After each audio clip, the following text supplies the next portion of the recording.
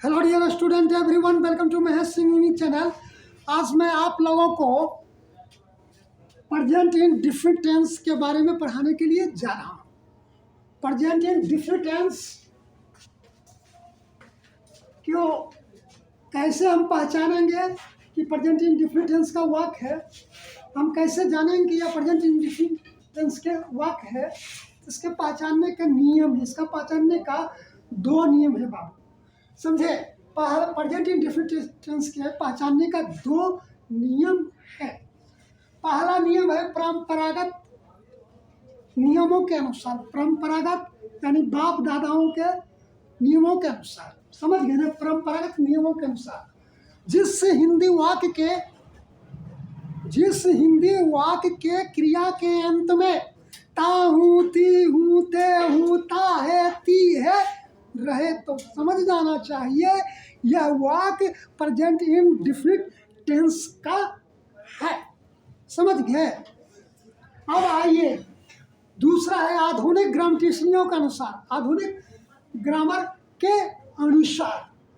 तो दूसरा क्या नियम है जी कि जिस हिंदी वाक्य के या जिस हिंदी वाक्य से कर्ता के आदत, हैबिट, स्वभाव, नेचर, विश, इच्छा, डिजायर, इच्छा, डोर ऑफ एक्शन,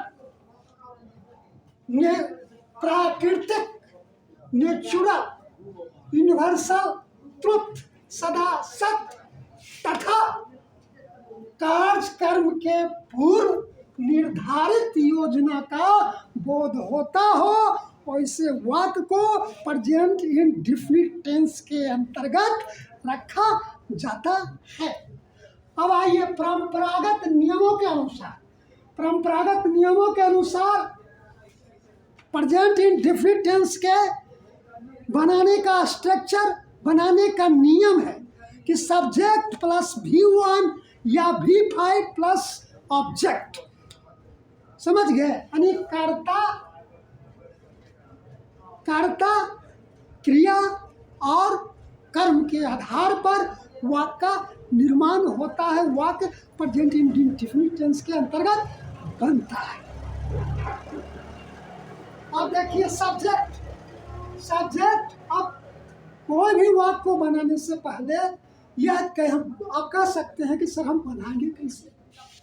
तो देखिए बनाने का नियम है, हिंदी का सेंटेंस और अंग्रेजी के सेंटेंस में अंतर होता है। हिंदी का सेंटेंस पहले कर्ता होता है, उसके बाद कर्म होता है और अंत में क्रिया होता है। लेकिन अंग्रेजी का जब हम सेंटेंस को बनाते हैं तो पहले कर्ता यानी सब्जेक्ट को रखते हैं, उसके बाद वर्ब को रखते हैं, क्रिया को रखते हैं, उसके बाद कर्म को रखते हैं। जैसे हिंदी को वाक्य में देख लीजिए, मैं तुम लोगों को पढ़ाता हूँ।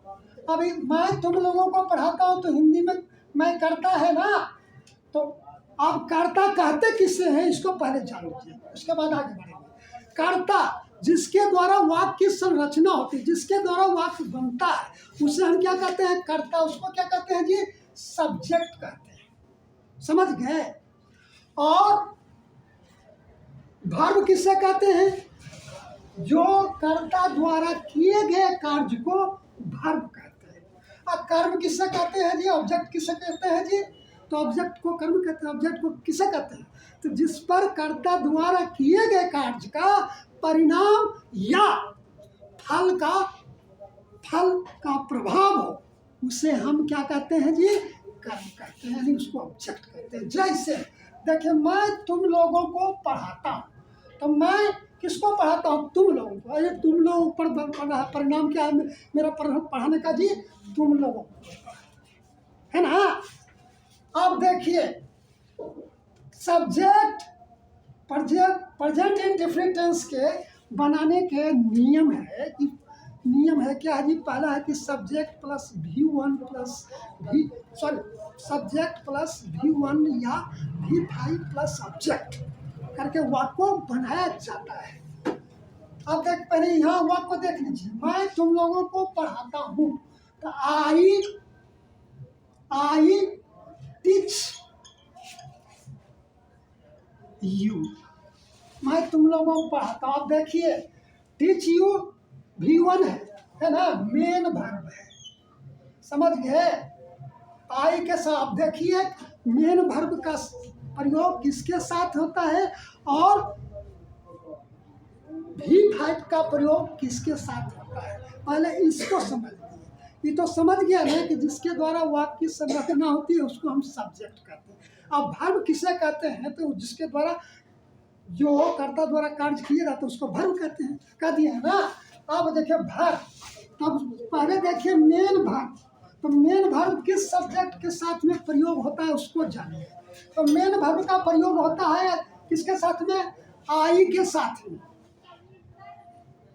बी के साथ में, यू के साथ में, दे के साथ में और प्लूरल नाउन के साथ में। यानी प्लूरल नाउन मतलब होता है एक से अधिक नाम के साथ में क्या होता है जी, V1 का प्रयोग होता है। V1 मतलब होता है मुख्य क्रिया, यानी क्रिया जो है उसको ज्यों का त्यों हम रख देते हैं उस सेंटेंस के अंतर्गत, जिस सेंटेंस में मतलब आई, बी, यू, दे और महेश, गणेश या सीता, रीता रहेगा, तो उसमें क्या होगा जी, सब्जेक्ट के बाद वर्ब को ज्यों का त्यों हम रख देते हैं, समझे, V1 का प्रयोग करते हैं, समझ गए ना।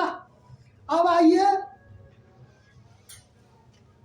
दूसरा होता है सब्जेक्ट के साथ में V5 का प्रयोग, use of V5, use of V5 यानी V5 का प्रयोग, वर्ब का पांचवा रूप का प्रयोग। तो पांचवा रूप का प्रयोग जो होता है दो ढंग से होता है, एक होता है वर्ब के साथ ES कर करके, एक होता है ESR का भी प्रयोग पांचवें ही के अंतर्गत आता है, समझ गए ना। लेकिन हम अभी आपको पढ़ा रहे हैं V5 के बारे में, समझ गए।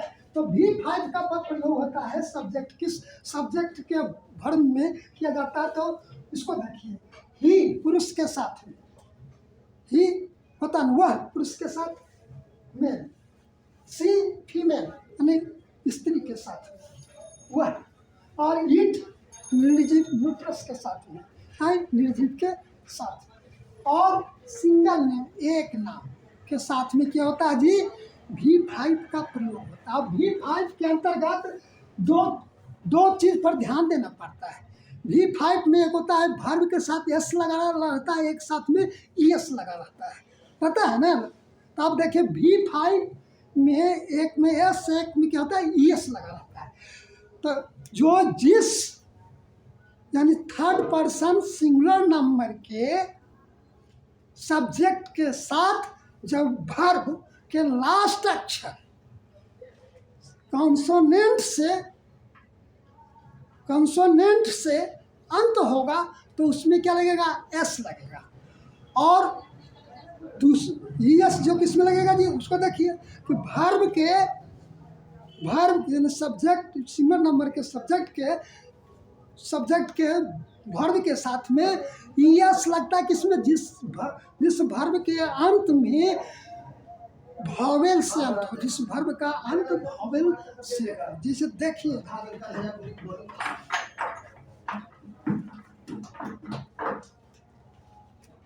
अब देखिए teacher,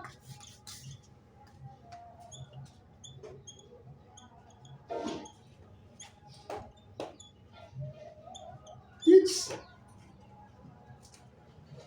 you, teacher teach you, teacher teach you, शिक्षक तुम लोगों को पढ़ाते हैं। अब देखिए लास्ट अक्षर है ना जी, इस वर्ब का लास्ट अक्षर देखिए, सब्जेक्ट हो गया, टीचर हो गया, वर्ब क्या हो गया जी, टीच में पढ़ाना है ना। और अब ये जो देखिए इसमें क्या होगा जी, S लगा हुआ है, V5 के अंतर्गत में क्या S लगा हुआ है इसका, समझ गया। तो यस किसके साथ हुआ जी, कि कॉन्सोनेंट का लेटर लास्ट हो रहा है, इसलिए क्या हो गया जी, इसमें S लगा, समझ गए। और ES किस में लगता है जी, वो देखिए Sita goes to school, Sita goes to school. अब देखिए सीता स्कूल जाती है, तो यहाँ गो क्या हो गया जी, वर्ब है ना, सब्जेक्ट क्या हो गया जी, सीता हो गया, वर्ब क्या हो गया जी, गो है, है ना, तो उसमें गोल्स लगा है, ईएस लगा है, यानी कि वर्ब का अंतिम अक्षर क्या है जी, vowel है, इसलिए इसमें ईएस लगा, समझ गए, एस लगा करके। और इस तरह के वाक्य को ईएस लगता है जिस प्रेजेंट इंडेफिनिट टेंस के वर्ब के साथ में ईएस और एस दोनों के बारे में आपको हम बता दिए। तो वर्ब किसके साथ में लगता है जी, ईएस लगता है जिस वर्ब के लास्ट में क्या होता है, vowel होता है। Consonant verb third person singular number के साथ में किसके साथ लगता है जी, जिस वर्ब के अंत में कॉन्सोनेंट रहता है तो उसमें एस लग जाता है, और vowel रहता है तो क्या होता है, एस लग जाता है। तो समझ गए पूर्ण रूपेण, कोई तो नो डाउट। अब आगे चलते हैं।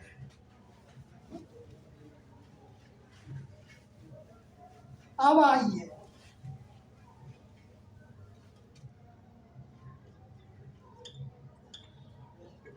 अफर्मेटिव या असर्टिव या पॉजिटिव,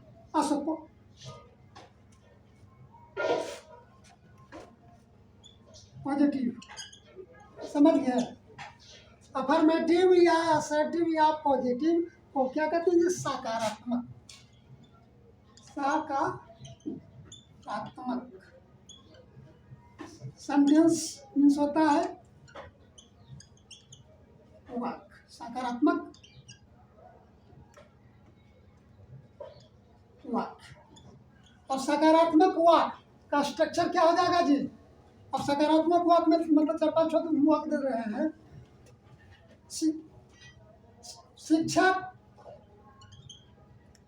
शिक्षक तुम लोगों को अंग्रेजी पढ़ाते हैं, शिक्षक तुम लोगों को अंग्रेजी पढ़ाते हैं।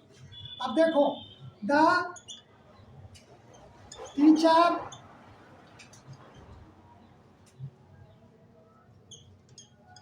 टीच यू, एक होगा शिक्षक तुम लोगों को पढ़ाते हैं, तुम लोग अंग्रेजी पढ़ते हो, तुम लोग अंग्रेजी पढ़ते हो, यू रीड इंग्लिश, तुम लोग अंग्रेजी पढ़ते हो, यू रीड इंग्लिश, हो गया ना। सीता गीत गाती है, Sita sings a song, Sita गीत गाती है, हो गया ना। इस तरह के वाक्य जो आते हैं वो क्या होता है जी, असर्टिव सेंटेंस या अफर्मेटिव सेंटेंस के अंतर्गत आते हैं, और इसी स्ट्रक्चर के आधार पर इसमें प्रेजेंट इंडेफिनिट टेंस के वाक्य बनते हैं कि इसके स्ट्रक्चर के आधार पर ये सब्जेक्ट प्लस V1 या V5 प्लस ऑब्जेक्ट के आधार पर असर्टिव सेंटेंस के वाक्य बनते हैं। अब आपको हम निगेटिव सेंटेंस के बारे में बता रहे हैं प्रेजेंट इंडेफिनिट टेंस के अंतर्गत।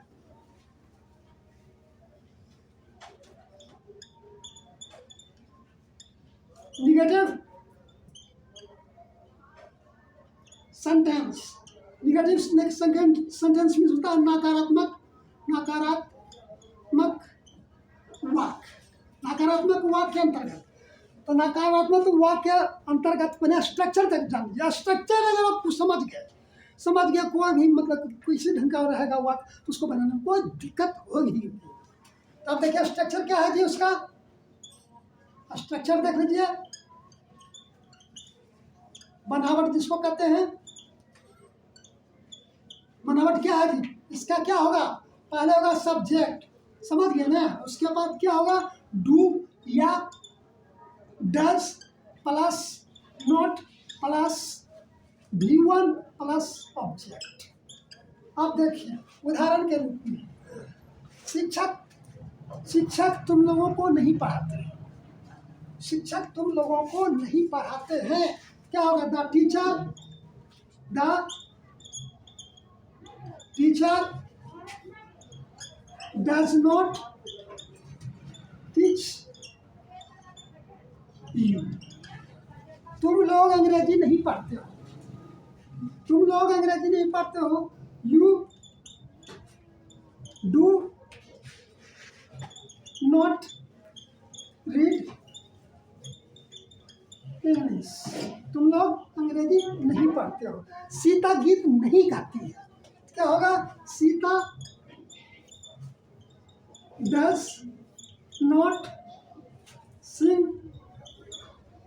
ए सॉन्ग। इस तरह के वाक्य क्या आते हैं जी? निगेटिव सेंटेंस का अंतर्गत आते हैं। अब आइए इंट्रोगेटिव सेंटेंस के अंतर्गत।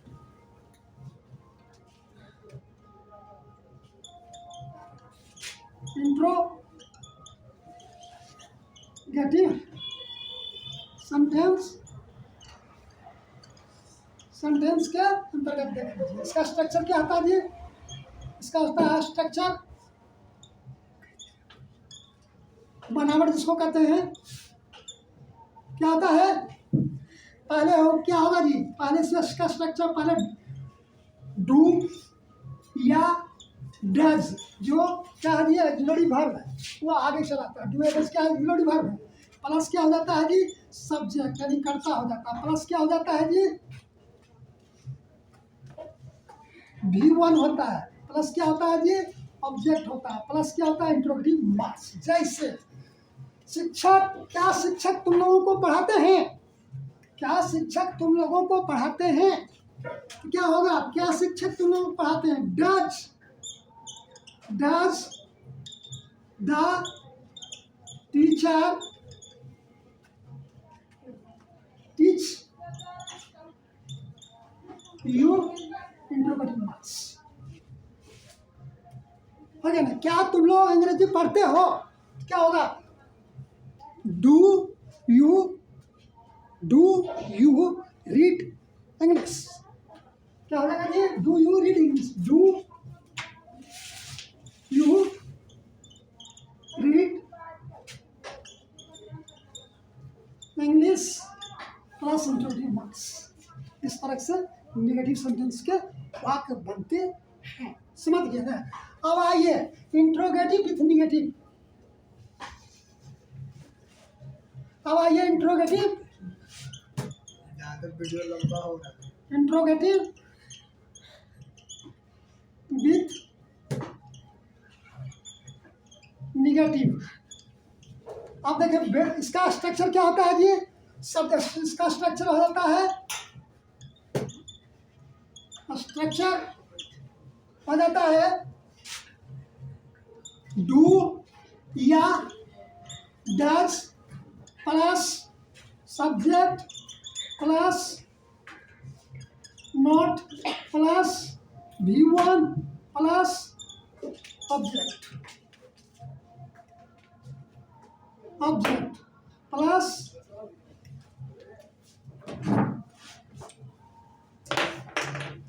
प्लस अब देखिए interrogative with negative. Interrogative with negative का स्ट्रक्चर होता है डू या does plus subject plus not plus V1 plus object के आधार पर वाक्य बनते हैं। जैसे क्या तुम लोग क्रिकेट नहीं खेलते हो? तो क्या तुम लोग क्रिकेट नहीं खेलते हो? डू यू नॉट प्ले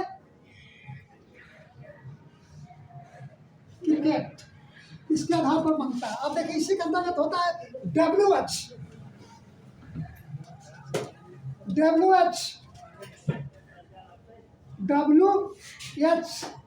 इसमें होता है WH के अंतर्गत होता है व्हाट, व्हाई,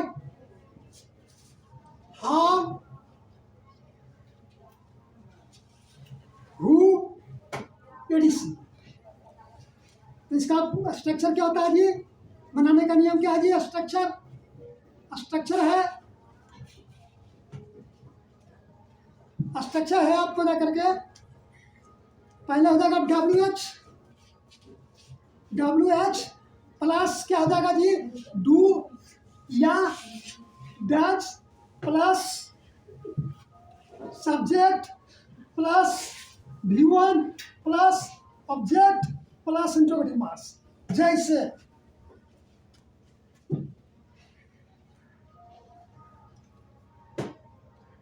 जैसे सीता क्यों नहीं नाचती है स्टेज पर?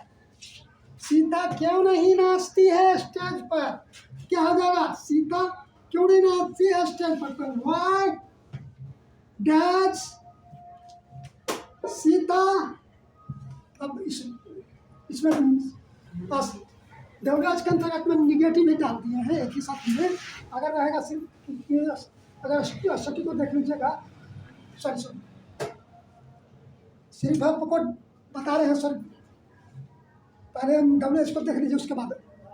तो डब्ल्यूएच के अंतर्गत क्या होगा? सीता स्टेज पर क्यों नहीं, सीता स्टेज पर क्यों नाचती है? सीता स्टेज पर क्यों नाचती है, इसको देखिए पहले। तो क्या होगा? Why does Sita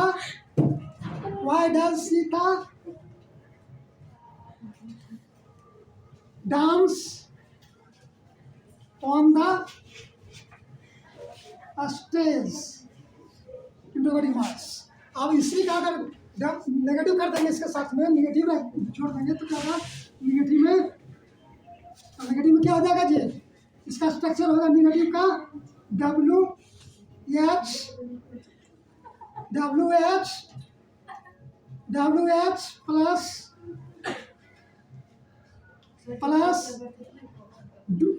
WH plus do या does plus subject plus note plus V1 plus subject plus interrogative marks. अब देखिए इसका वाक्य कैसा हो जाएगा जी? अब जो हम पहले वाक्य बोल दिए थे, क्या सीता स्टेज पर क्यों नहीं सीता स्टेज पर सीता क्यों नहीं स्टेज पर नाचती है? तो क्या हो जाएगा? Why does Sita not dance on the stage? क्या देखे? परंपरागत नियम के तहत मतलब कि सारा सिस्टम को मैंने बता दिया। अब आइए इधर आधुनिक नियमों के अनुसार, आधुनिक ग्राविटेशनों के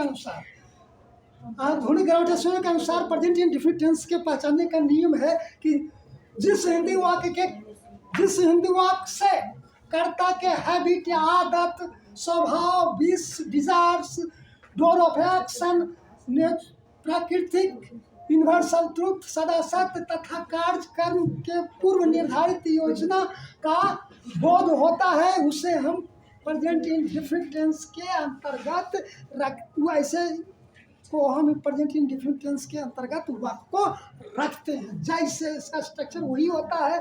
there is no change of structure but only change of sentence in this language.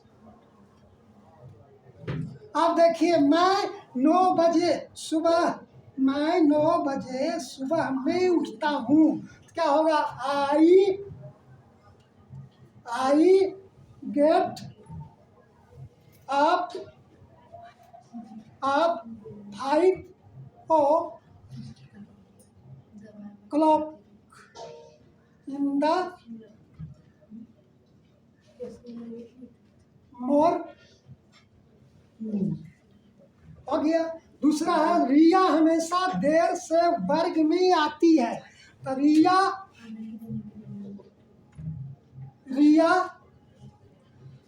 Usually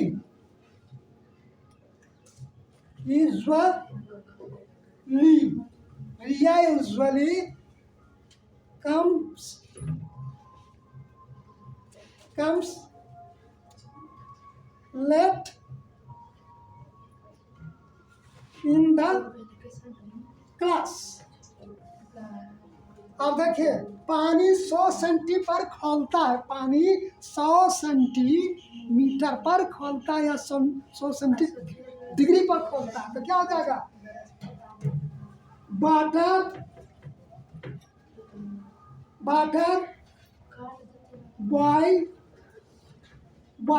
water boils at 100 centi. अब देखिए, मनुष्य मरणशील होता है। Man is mortal. सूरज पूरब में उगता है. The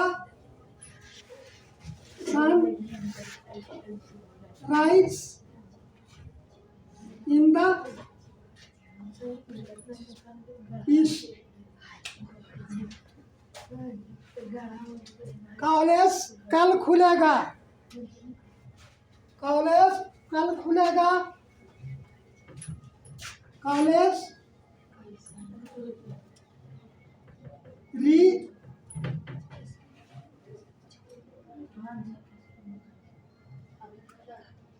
रीओपन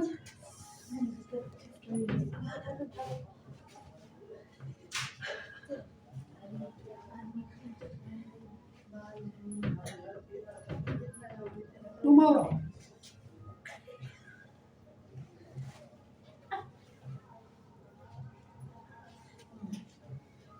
अब देखिए कॉलेज कल खुलेगा तो college reopen tomorrow. Hello bye bye जय हिंद.